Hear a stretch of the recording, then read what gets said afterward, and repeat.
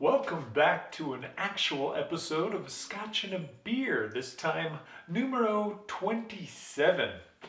Oh my god, almost to 30. Once again, if you do enjoy these videos in any way, shape, or form, please make sure to subscribe. I do drop these suckers every single Monday. And now, if I can't drop one for some reason, I will go live on Monday evenings, just so we can keep this party going. Thank you again to everybody that's watched and will watch in the future. I really appreciate every single view, comment, like I get. Thank you all. Last week I had to do it live because I suck and my computer was still broken. The computer's fixed, so I'm going to be able to edit. I'm also fixing my tree. The lights went out, so I'm now replacing them with LEDs, so I'm going to be multitasking whilst doing this video and installing these bad units. On a side note to that, I will be building a new PC, so stay tuned for those videos as well. Been into that a lot longer than I've been into cars, so pretty pumped to be building a new editing rig. In the last video, I went over the release of Motorcycle vs. Car Drift Battle 3, how it got delayed super bad because reasons, that also caused all sorts of rifts in between friendships that I would have in the future. And finally, spotting for Danny George in Florida, where I got to watch Brandon Wicknick lawnmower his fire suppression system when he hit the wall and exploded into a gigantic ball of flames. That was a really long one, came in at like an hour and a half, so if you have some time, go check that out. I may do some more of these live ones in the future. That was a lot of fun. I was surprised at how many people actually stayed involved, got to answer a lot of questions, so it was all around good time. So next time I go live, I'll give a little bit more heads up whilst doing so. In this episode, we're going back to Danny George. Back in Danny George. Who's in Danny George? Anyway, we're going back to being Danny George's spotter. And again, how important the spotter role is for Pro-Am and up drifting, or any competitive drifting for that matter. It literally got us a top 16 in New Jersey. So we'll get into that in just a second. I'll also kind of foray into the very, very beginnings of my Formula D car build. So there's that. But first, one scotch and one beer. For the beer, I'm going with a holiday classic. Again, I've already done this beer, but I love it so much that I'm going to drink it again. This is the Holiday Cheer from Shiner. So, holiday cheer to everybody. Got a Christmas tree going, gonna be putting some lights on. It's gonna be a good time. God, that is a good beer. Oh, yeah. And for my scotch, I'm going to be going with the Glenmorangie. How do you even say Glenmorangie? Is it Glenmorangie? Ow, I've got a cramp in my foot already. This is not going to go well. How to say Glenmorangie. Okay, so how to say Glenmorangie is what I would say. But it's Glenmorangie. Glenmorangie. So yeah, I'll be drinking the Glenmorangie 12-year sherry cask finish La Santa. Actually got this on sale at a local grocery store, and they never put scotches on sale, so I was really stoked to see that. Got this thing for 50% off. If you can find the deals, snag them. Nice looking bottle. Fun fact, when I first got into scotches, I found a bottle of Glenmorangie in my grandpa's cellar area. It was unopened, and it was a 12-year-old bottle from 1963. I probably should have saved it, and I didn't. I drank all of it, and it was really delicious. But anyway, that's my story about Glenmorangie. Love that sound. The Glenmorangie La Santa, which is Scots Gaelic for the warmth and passion of Jerez, is characterized by rich, spicy, nutty notes from the highest quality Oloroso sherry and PX sherry casks selected for the finishing of our whiskey. It definitely smells some hazelnut, some vanilla, and the sherry is really, really strong with this one. It's got that kind of super sweet alcohol-y smell. So it kind of smells like rubbing alcohol a little bit. I'm sure it doesn't taste like rubbing alcohol, but it might to some people. Whatever.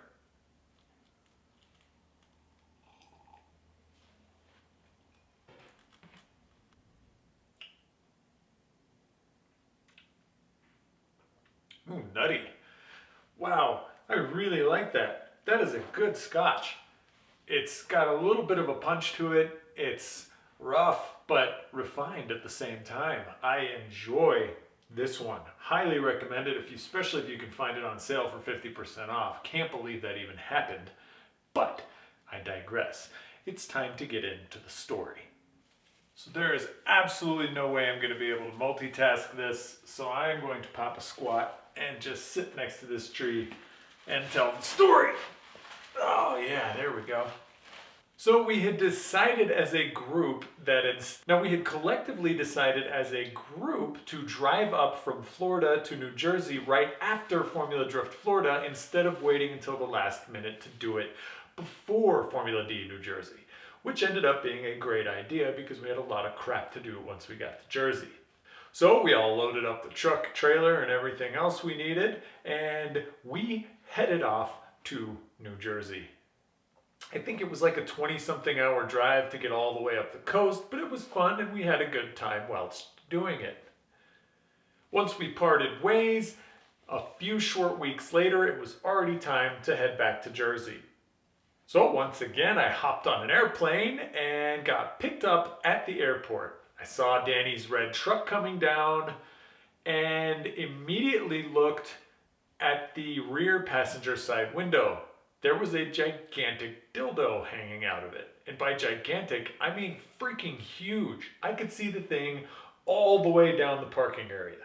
And so could everybody else. It was a giant 24-incher and it was thicker than your arm. Well, most people's arms. I'm talking about a gigantic, veiny, triumphant bastard, aka the Great American Challenge, aka the Dildozer, aka the Incredible Bulk, aka the Big Lebowski, aka you get the freaking point.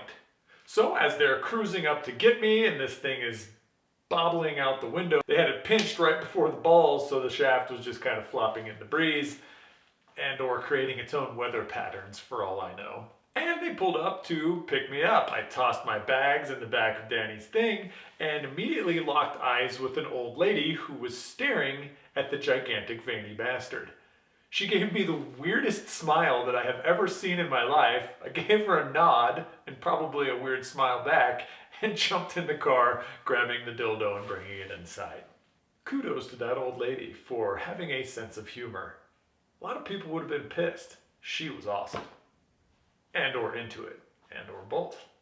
We headed out for the hotel and I immediately asked if we could hit a White Castle because I didn't get to do it and I hadn't eaten White Castle in a very long time.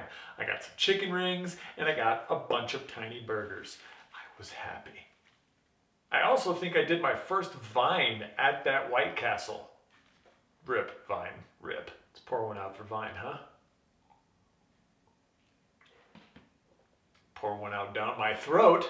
Now, we headed to the hotel after that, and I can't remember where we stayed, but it was one of the best hotels that we had stayed at to the date.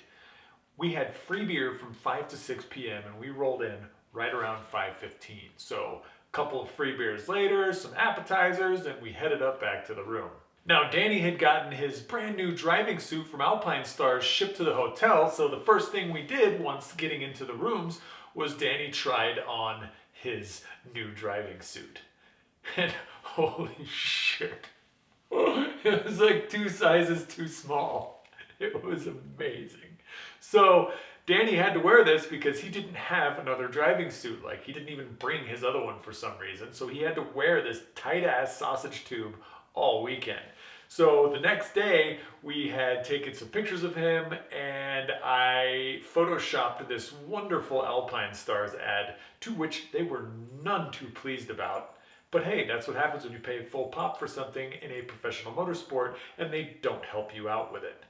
And then send you the wrong thing on top of that. But hey, it was funny.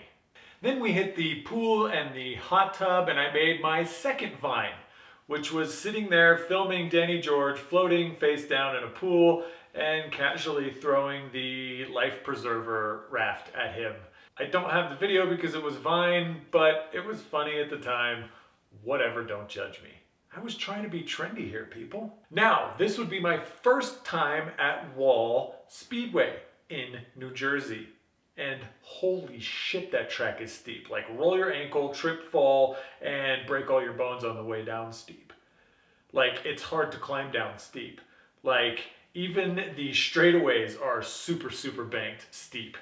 But the turns, holy crap. And maybe that's why they call it the walls, because that slant coming down onto the flat is literally like driving off of a wall onto flat. Wall. Now, it was also really, really hot outside, and as we were doing the track walk, we were picking up huge chunks of rubber on the bottom of our shoes from all the crack filling that they used. So we could only imagine that it was going to come up onto tires, and boy, did it. That stuff was freaking everywhere on the front tires. Not so much on the rears, but tons on the front. Now, Thursday practice started, and Danny was looking good. He was looking solid. Everything was going well. The car was running fine. The alignment was good. He was feeling comfortable, and that's all we could ask for. It was really cool up close to see all of the cars basically doing burnouts, first, second, third, fourth, and then kicking in. It was definitely a timing thing for your initiation, because you wouldn't have much traction getting all the way there, so flicking it in at the right time was key. Otherwise you'd flick yourself right into the wall or flick yourself really low on the bank and it wouldn't look cool. It really made people do big Scandinavian flicks up at the wall, because as you did a burnout, the ass end of the car would drag down the track. So everybody was pretty much doing these huge flicks, which they talked about in the driver's meeting. They were like, do not cross the lines. Anyway, yeah, so they were like, do not cross the line as the lead car so that the follow car can actually initiate next to you. And that got a lot of people restarts on this track. So there was that. But that was cool to see. It was nice to be involved. Now, practice went really well. We packed up and headed for dinner. After that, we went back to the hotel for some much needed shut-eye, and after getting a full night of cuddles with Danny, and we're back at the track for Friday practice and qualification. Now, funny story about pulling the car back out of the trailer. So Danny goes to start the car up, and I can't remember if it was under the tent or under the trailer, but I was actually all the way in the spotter's booth already, ready for Danny to go out into practice, and I hear this gigantic explosion. And I'm like, wow, somebody set off some pretty loud fireworks. Then immediately get a thing on the radio saying Danny had started the car with nitrous on it and it blew the welds on the intake manifold. Well, the intake manifold was plastic, so technically it just exploded the intake manifold into a million bits.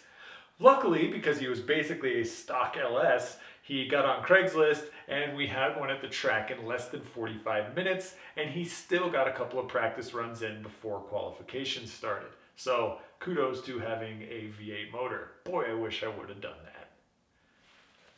It's not like I had first-hand experience getting parts or something. Idiot.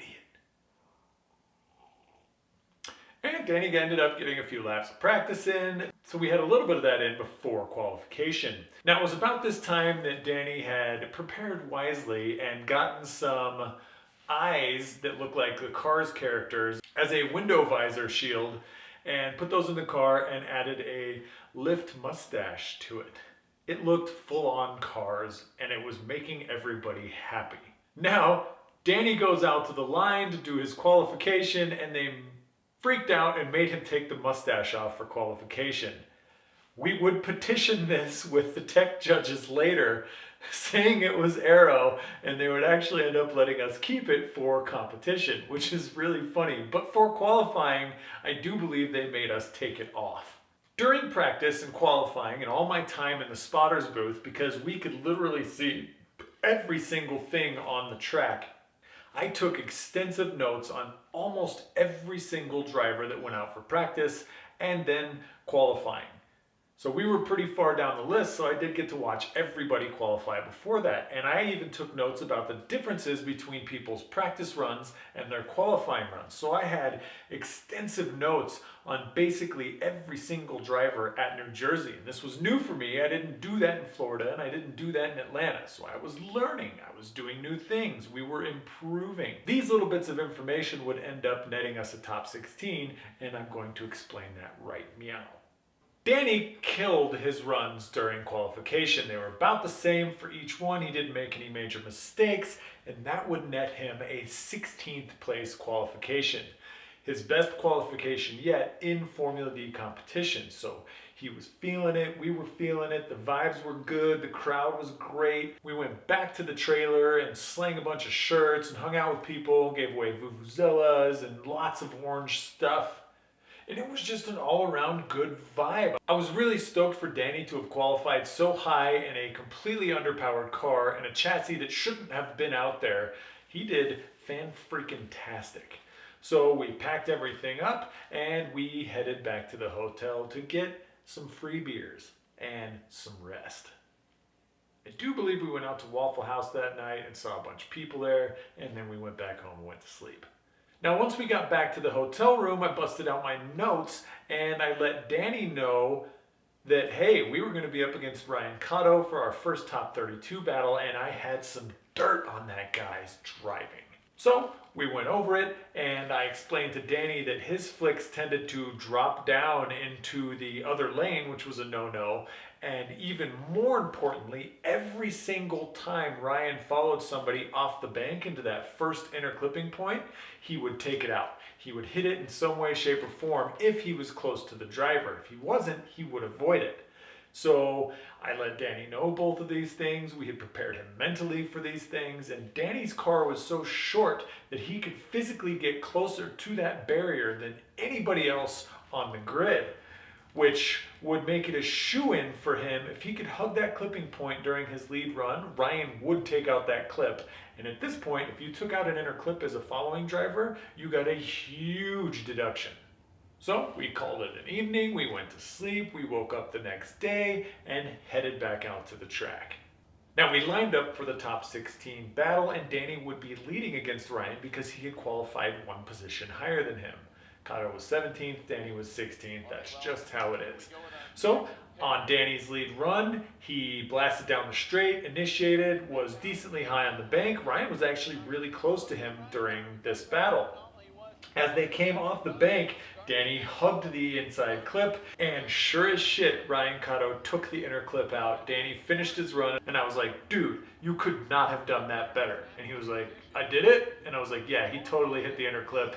He is at a huge disadvantage. All you need to do now is avoid his big entry and don't get an active chase. And he did. Danny went through his run, he gave him a little bit of space and then got up on him just enough to apply pressure, but not to screw himself out of moving on. So we moved on. Danny George had officially gotten his first top 16 in Formula D competition. Super stoked, holy crap. We were, again, in an underpowered car, in a chassis that shouldn't have been there, in a underfunded team, and we were sitting in top 16 with all of the big boys in front of the crowd at Wall, New Jersey. Now here's the thing about Danny making top 16. Earlier that day, I had bet him that if he made top 16 at this event, I would wear short shorts out onto the grid and be his umbrella girl. Now I didn't have any short shorts, so I wasn't quite sure where I was going with that. Anywho, Danny got top 16 and got on the radio and was like, bust out your short shorts, dude, you're screwed. And I was like, God damn it. Guess I'm gonna have to make some short shorts. So we headed back to the pits. We had a big crowd that surrounded us, and we were giving out more vuvuzelas, and we wanted people to go ham during Danny's first top 16 intro, and they did. The vuvuzelas make the crowd way louder than it should be. Plus, I was supposed to be blowing one as well when they announced Danny's name during top 16. So I was going to be in short shorts, holding an umbrella for Danny, and blowing a vuvuzela at the same time. There was a lot going on. So we did the autograph signing. It was awesome. We had a lot of crowd behind us, and we headed out for our first top 16 ever. So I rolled up the only pair of shorts that I had and got them as short as I could without having stuff hanging out, and grabbed my vuvuzela, and we took off for the start line to be announced for top 16. Holy shit, there was a lot of people in the crowd. It was just a wall of people. See what I did there? So many wall jokes at Wall. And I was like, man, it is crazy to be down here. This feels amazing. I could totally get used to this. Even though I wasn't even driving, I was just there. I was just a dude. I was an umbrella girl, for Pete's sake. Anyway, I was just there to be a silly compatriot to Danny's hijinks, and I was proud to be there. So Danny flipped the script and ended up holding the umbrella for me for a lot of the time, to which there was quite a few pictures of him holding the umbrella for me, which is completely backwards and was amazing. We made a pretty good combo, if I don't say so myself. If I do say so myself. If somebody said so themselves. Anyways, they announced Danny's name. He went crazy and started pointing to all the names on his car because, again, he had crowdfunded his name to much of the other drivers' peril, and it was awesome. We were in the top 16. Now, we were supposed to be up against JTP in our first battle. Now, Danny's car was making like 480 horsepower, which in a Miata is a lot, but for Formula D standards, it's really slow. And that was very evident on JTP's lead run. JTP jumped out like 5 cars ahead of Danny before he even had a chance to enter, and Danny couldn't ever really catch up to JTP. Again, Danny had a decent lead run, but JTP was on him like flies on shit because JTP had like double Danny's horsepower, and he was just on it. It was a very clean victory for JTP, and he would go on to get second place, so it wasn't that bad of a feeling to be taken out by the dude that was on the podium. So we were still super stoked to have even made the show and had a chance to show what that little Miata could do. We were stoked, and we were so stoked to have made top 16 and even shown people what Danny and that little Miata could do. Had that car been a little more competitive, I think that Danny may have had a chance to beat JTP. Now, I'm pretty sure that JTP's spotter was like, dude, I need you to spool on him and you'll win the round. And he did. Again, going back to the importance of having a good spotter. Needless to say, top 16 at a pro competition is a very, very hard thing to do for a complete privateer team in an underdog car. I think that kind of lit a fire under Danny's ass to actually do well in Formula D because that moved him up in the standings quite a bit. I think that put him in the top 20. So he was now more stoked to actually get shit done. And then we all hopped in a car and drove 37.5 hours back to Albuquerque from New Jersey. And that sucked, but that's what you gotta do sometimes. They dropped me off and then they had another 8 hours to go to Vegas. FD New Jersey was awesome. I was so happy to be there for that, and we just left feeling really good about the season all of a sudden. It was a total game changer for all of us. Now, it was also about this time that I had kind of made the actual active decision to pursue doing Formula Drift in 2014.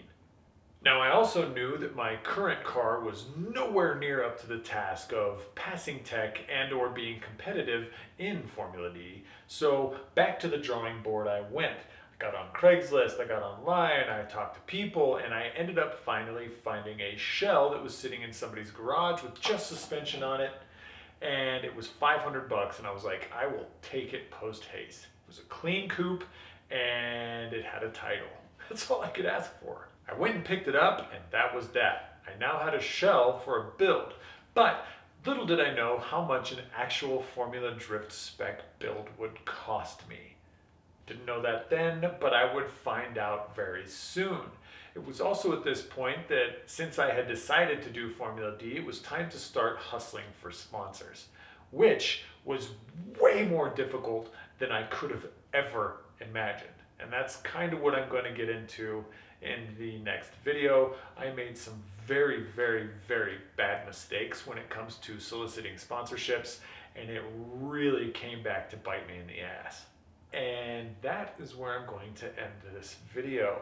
In the next video, I'm going to go on about actually trying to solicit sponsorships and so on and so forth, and how much of a freaking crazy, stupid decision I made. And also, we're going to head back up to Seattle for some more Formula Drift antics with Danny George. Thank you guys so much for watching A Scotch and a Beer. This is Officer Dan, and I'll see you next Monday. Peace.